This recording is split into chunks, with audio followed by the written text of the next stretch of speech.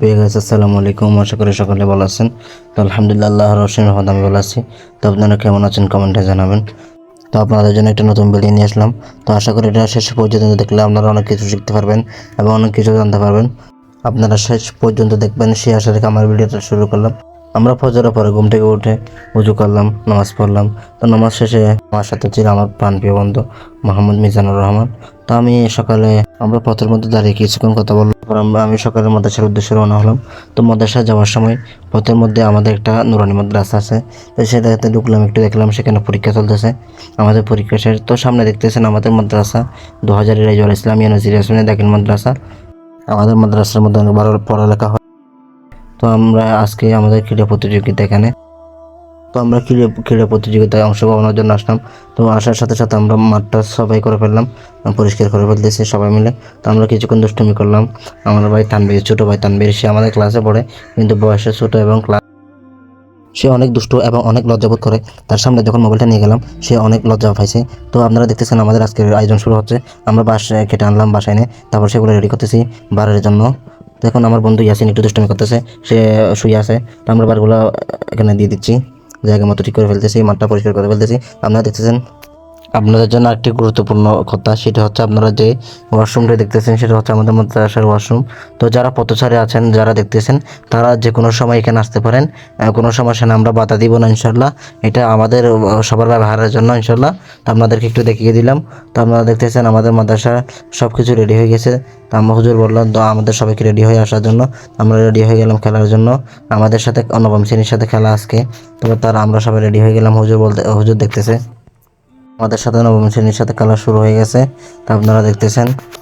তো সিরাজউদ্দৌলা যুগ একজন মীর জাফর ছিল আমাদের ক্লাসে, একজন মীর জাফর আছে, তার নাম হচ্ছে জাহেদ।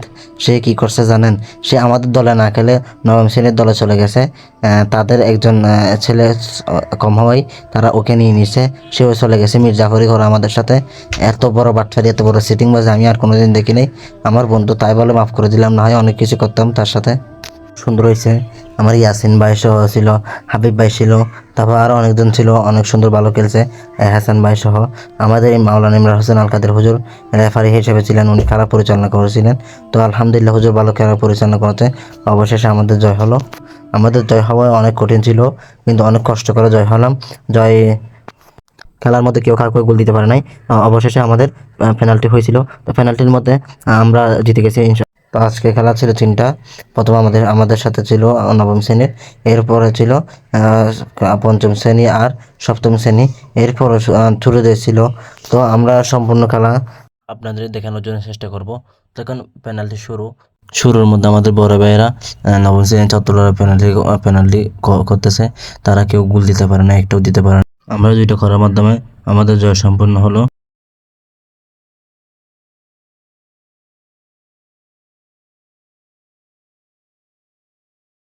দিতে পারতেছে না। লাস্টে আমাদের হাবিব ভাই পেনাল্টি গোল করার মাধ্যমে খেলা সম্পন্ন করলো। আমিও চেষ্টা করছিলাম অনেক, কিন্তু আমিও গোল দিতে পারিনি। আমারটা একটু জন্য মিস হয়ে গেছে, বারের সাথে বেজে হয় নাই। তো অনেক চেষ্টা করছি আমরা সবাই, কিন্তু বড় কথা হচ্ছে আমরা জয় হয়েছি। তো আপনারা দোয়া করবেন আমরা যাতে ফাইনাল খেলে কাপ ট্রফিটা জয় হতে পারে, সবাই দোয়া করবেন ইনশাল্লাহ। তো আপনাদেরকে পুরো খেলায় দেখবেন ইনশাল্লাহ। এরপর আমি আর বয়স দিব না, আমার কথা এখানে শেষ করলাম। তো আপনারা লাইক কমেন্ট শেয়ার করবেন এবং ভিডিওটা কেমন হয়েছে কমেন্টে জানাবেন। তো আমি যাতে আরও ভিডিও করতে পারি সেটার জন্য আমাকে আগ্রহী করে তুলবেন, যাতে আপনারা লাইক কমেন্ট শেয়ার করেন ইনশাল্লাহ। সবাই দোয়া করবেন। আসসালামু আলাইকুম ওয়া রাহমাতুল্লাহি ওয়া বারাকাতুহু।